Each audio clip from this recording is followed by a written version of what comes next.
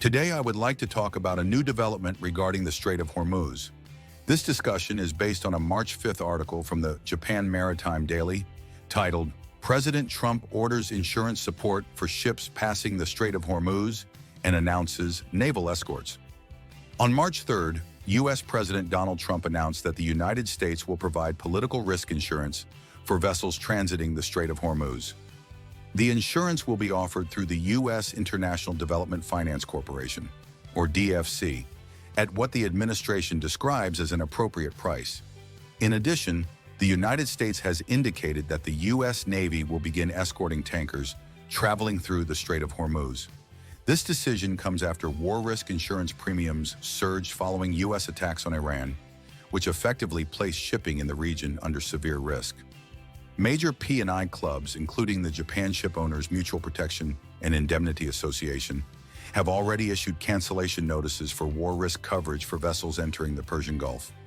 As a result, private insurance has become extremely difficult to obtain, making it risky for ship owners to send vessels through the area.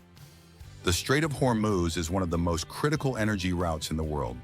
Around 20% of global oil shipments and roughly 25% of LNG exports pass through this narrow waterway.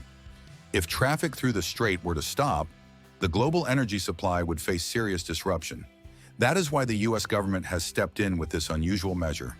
The DFC normally supports development investment in emerging markets, not maritime war risk insurance. However, the U.S. government appears to be taking on part of the risk in order to keep global energy trade flowing.